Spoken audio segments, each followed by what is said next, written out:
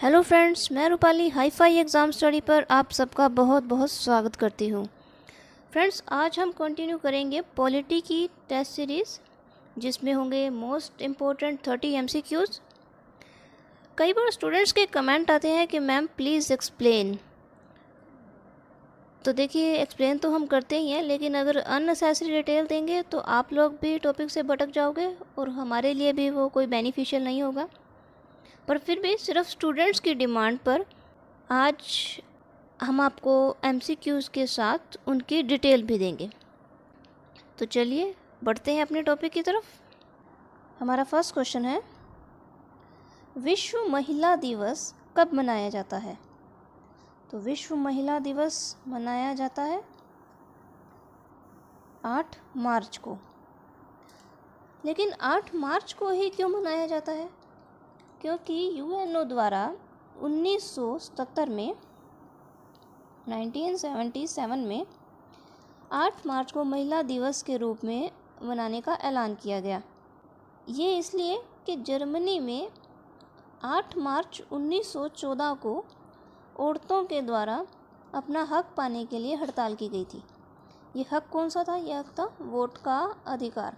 Vote का अधिकार पाने के लिए हड़ताल की गई थी, इसलिए UNO ने इसी दिन को ही विश्व महिला दिवस जो है अनाउंस किया।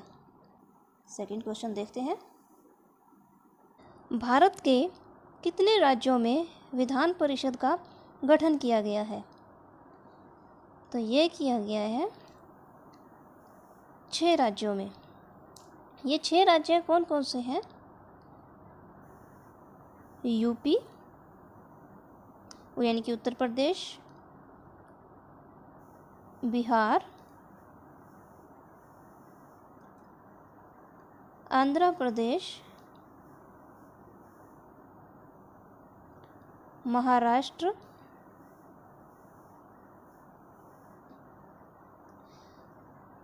कर्नाटका,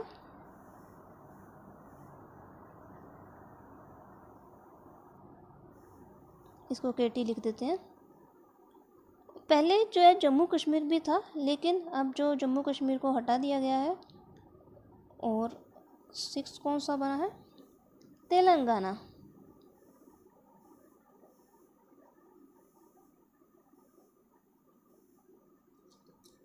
ओके, तो ये हो गए 6 राज्य। थर्ड क्वेश्चन देखते हैं। नेक्स्ट क्वेश्चन है, भारतीय संविधान में कुल कितनी क्षेत्रीय भाषाओं को मान्यता दी गई है? तो ये दी गई है 22 भाषाओं को। फोर्थ क्वेश्चन देखते हैं, सिंधी भाषा को कब और किस संशोधन द्वारा शामिल किया गया? तो सिंधी भाषा को शामिल किया गया था 1967 में 21वें संशोधन द्वारा। इसके बाद नेक्स्ट क्वेश्चन देखते हैं, 1992 में किस संशोधन द्वारा कितनी भाषाओं को शामिल किया गया? तो 1992 में हुआ था 71वां संशोधन, और इसके द्वारा 3 भाषाओं को शामिल किया गया था। ये भाषाएं कौन कौन सी थी? कोंकणी, मणिपुरी और नेपाली। 3 भाषाएं थी, कोंकणी, मणिपुरी और नेपाली। नेक्स्ट क्वेश्चन है, 52वें संशोधन द्वारा कितनी भाषाओं को शामिल किया गया और यह कब हुआ? तो ये हुआ था 2003 में, और इसमें 4 भाषाओं को शामिल किया गया था। ये थी संथाली, मैथिली, बोडो और डोगरी। 7th क्वेश्चन है, आरंभ में संविधान में कुल कितनी भाषाएं शामिल की गई थी? तो जब संविधान बना था तब भाषाएं थी 14। फिर अमेंडमेंट होती है 1967 में, 21वां संशोधन होता है, सिंधी भाषा को शामिल किया गया, तो 14 से हो गई 15, और उसके बाद कोंकणी, मणिपुरी और नेपाली ऐड की गई, तो ये हो गई 18। ये तीनों ऐड की गई थी 1992 में 71वें संशोधन द्वारा, और उसके बाद 4 भाषाएं और ऐड की गई संथाली, मैथिली, बोडो और डोगरी 2003 में 92 संशोधन द्वारा, तो ये हो गई 22। पहले कितनी थी? 14, और अब कितनी है? 22। 8th क्वेश्चन है, राज्य सूची, समवर्ती सूची तथा संघीय सूची संविधान की किस अनुसूची में दर्ज है? तो ये है 7वीं अनुसूची में। 7वीं अनुसूची में जो केंद्र की शक्तियों का विवरण किया गया है, इनको 3 भागों में बांटा गया है, संघीय सूची, समवर्ती सूची और राज्य सूची में। कुछ विषयों पर कानून बनाने का अधिकार केंद्र को दिया गया है, कुछ पर राज्य को, और कुछ पर, जैसे समवर्ती सूची में जो विषय आ जाते हैं उन पर दोनों को एक समान कानून बनाने का जो अधिकार है वो दिया गया है।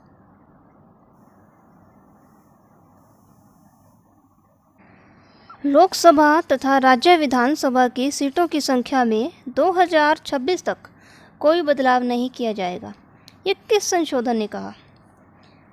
तो इसको लेकर अमेंडमेंट हुई थी 91st अमेंडमेंट। इसमें कहा गया था कि जो जनसंख्या है उसके हिसाब से जो कुल सीटें होती हैं किसी भी राज्य की, वो निश्चित कर दी गई थी, फिक्स कर दी गई थी, और उनमें 2026 तक कोई बदलाव नहीं किया जाएगा। और ये अमेंडमेंट जो हुआ था, ये हुआ था 2001 में। नेक्स्ट क्वेश्चन देखते हैं, सरदार सरोवर डैम किस राज्य में स्थित है? तो सरदार सरोवर डैम काफ़ी चर्चा में रहा था, ये है गुजरात में, और नर्मदा नदी पर यह स्थित है। 11th क्वेश्चन है, किस संवैधानिक संशोधन द्वारा दिल्ली को राष्ट्रीय राजधानी क्षेत्र का दर्जा दिया गया? तो ये किया गया था 69वें संशोधन द्वारा। 69वां संशोधन हुआ था 1991 में। नेक्स्ट क्वेश्चन देखते हैं, भारतीय वित्त आयोग का गठन कब किया गया? तो भारतीय वित्त आयोग का गठन किया गया था 1951 में, 1951 में। भारतीय वित्त आयोग से जो रिलेटेड आर्टिकल है वो है 280। वित्त आयोग का जो गठन होता है वो कौन करता है? वो करता है राष्ट्रपति, प्रेसिडेंट। जो इसकी टाइम लिमिट है वित्त आयोग की वो होती है 5 साल, 5 इयर्स। अब जो प्रेजेंट में जो वित्त आयोग चल रहा है वो कौन सा चल रहा है? वो चल रहा है 15वां,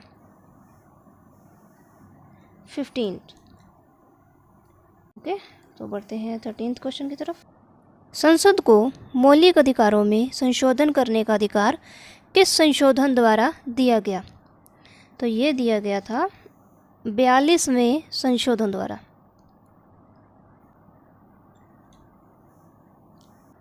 14th क्वेश्चन है, संसद की किस कमेटी में सिर्फ लोकसभा के ही सदस्य लिए जाते हैं? तो इसका आंसर है एस्टीमेट कमेटी में। यहाँ आपको संसद की जो अलग अलग कमेटी है सिर्फ उनके नाम बता देते हैं, जैसे कि ad hoc committee, permanent committee. Permanent committee में ही आगे जो सब कमेटीज हैं वो आ जाती हैं, जैसे estimate committee, public account committee, public enterprises committee वगैरह। 15th क्वेश्चन, राष्ट्रीय विकास परिषद का अध्यक्ष कौन होता है?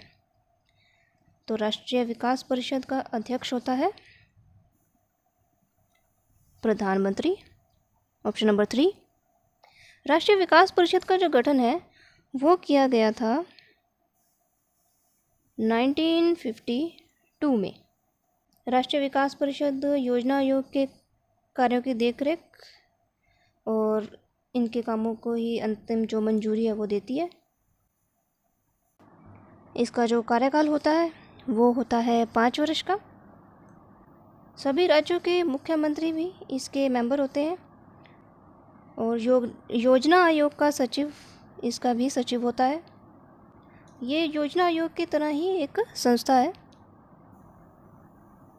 16 क्वेश्चन देते हैं।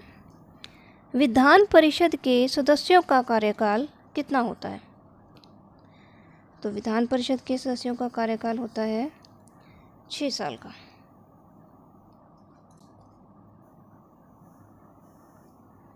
17 क्वेश्चन। भारत में औरतों को वोट देने का अधिकार कब प्राप्त हुआ? तो ये हुआ था 1950 में। और वैसे अगर बात करें कि भारतीय नागरिकों को वोट डालने का अधिकार किस आर्टिकल में दिया गया है, तो भारतीय नागरिकों को वोट डालने का अधिकार दिया गया है आर्टिकल 326 में।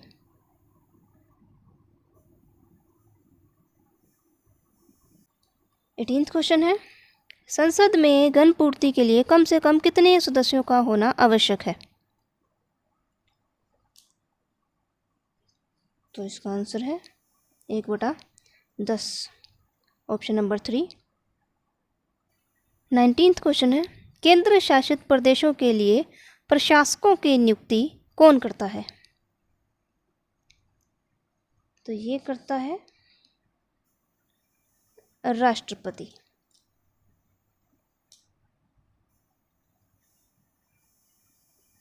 20th क्वेश्चन है, वरिष्ठता क्रम में प्रधानमंत्री का स्थान किससे ऊपर है? राज्यपाल से, हाई कोर्ट के जज से, सर्वोच्च अदालत से या उपरोक्त सभी से? तो इसका आंसर बनता है ऑप्शन नंबर 4, उपरोक्त सभी से।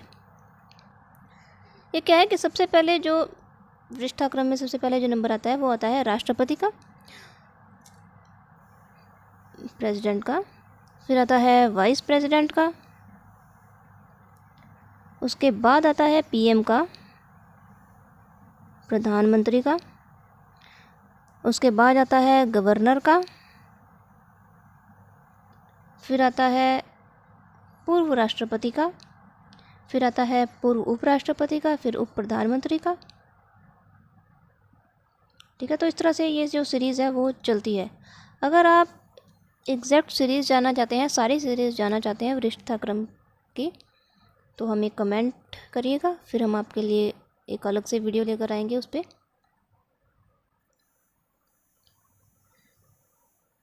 ट्वेंटी फर्स्ट क्वेश्चन है, बच्चा गोद लेना तथा तलाक संबंधी विषय किस सूची में आते हैं? यह तो आपने सुना होगा कि राज्य सूची, संवर्ती सूची और संज्ञा सूची, 3 जो सूचियाँ हैं वो बनी हुई हैं, जिनमें जो शक्तियों का जो बंटवारा है वो किया गया है। तो ये विषय है, ये किस सूची में आता है? तो ये आ जाता है संवर्ती सूची में। संवर्ती सूची में जो बाकी विषय हैं वो कौन कौन से हैं? वो है शिक्षा और जंगल विभाग, विवाह, तलाक, मजदूर कल्याण, उत्तराधिकारी और जो मजदूर संघ होते हैं, जो वसीयतनामे होते हैं, या जन्म मौत रजिस्ट्रेशन संबंधी, बिजली से संबंधी, कारखाने, जंगली जीव सुरक्षा, जनसंख्या नियंत्रण, परिवार नियोजन आदि सभी जो विषय हैं ये संवर्ती सूची में आ जाते हैं। 22nd क्वेश्चन है, क्षेत्रीय दल को राज्य दल की मान्यता के लिए कितने वोटों की ज़रूरत होती है? तो ये चाहिए होती हैं 6% वोट। राज्य स्तर पर जो राजनीतिक दल टोटल डाले जाने वाले वोटों में से 6% या फिर 2 सीटें जीत लेता है तो उसको राज्य स्तरीय दल की जो है वो मान्यता मिल जाती है। 23rd क्वेश्चन देखते हैं, डेमोक्रेसी शब्द की उत्पत्ति किस भाषा से हुई है? तो ये हुई है ग्रीक भाषा से। उम्मीदवारों को चुनाव खत्म होने के कितने दिनों के अंदर चुनाव में होने वाले खर्चों का विवरण चुनाव आयोग को भेजना होता है? तो ये भेजना होता है 45 दिनों के अंदर।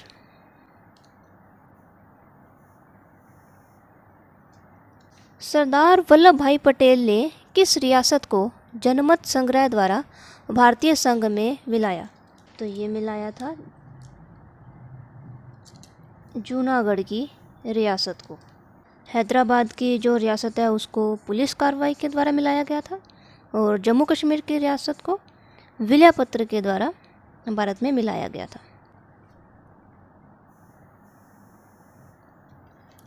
26 क्वेश्चन है, समाचार पत्र को संविधान की किस सूची में रखा गया है?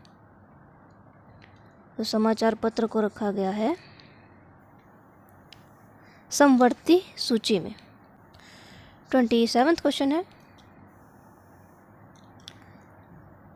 मध्य प्रदेश कब बना? मध्य प्रदेश बना था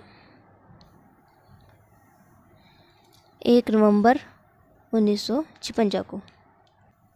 28 क्वेश्चन है,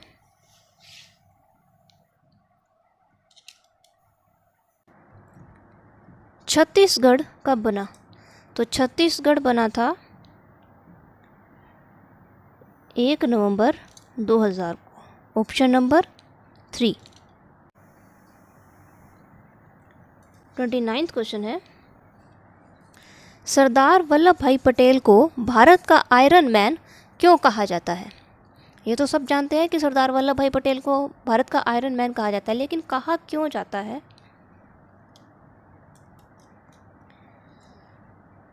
तो इसका जवाब है ऑप्शन नंबर 2, देशी रियासतों के एकीकरण के कारण। सरदार वल्लभ भाई पटेल ने बहुत ही सख्त नीति अपनाई थी, सभी रियासतों को जो भारत में जो मिलाना शुरू कर दिया था।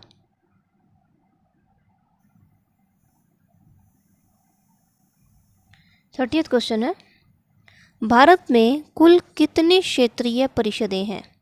तो इसका आंसर है ऑप्शन नंबर 4, 5 क्षेत्रीय परिषदें। इनका जो गठन है वो किया गया था 1956 में, 1956 में। 5 जो परिषदें हैं ये है कौन कौन सी? पहली है उत्तरी क्षेत्रीय परिषद, दूसरी है मध्य क्षेत्रीय परिषद, तीसरी है पूर्वी क्षेत्रीय परिषद, चौथी पश्चिमी क्षेत्रीय परिषद और 5वीं है दक्षिणी क्षेत्रीय परिषद। इनका जो गठन है वो राष्ट्रपति के द्वारा किया जाता है। कैबिनेट लेवल का जो मिनिस्टर होता है वो इसका अध्यक्ष होता है और जो संबंधित राज्यों के जो मुख्यमंत्री होते हैं वो इसके उपाध्यक्ष होते हैं, जो हर साल बदलते रहते हैं। तो ये थी हमारी आज की वीडियो को अंत तक देखने के लिए बहुत बहुत शुक्रिया। अगर वीडियो पसंद आई हो तो इसे लाइक, शेयर और चैनल को सब्सक्राइब ज़रूर कीजिएगा। फिर मिलेंगे एक नई वीडियो के साथ।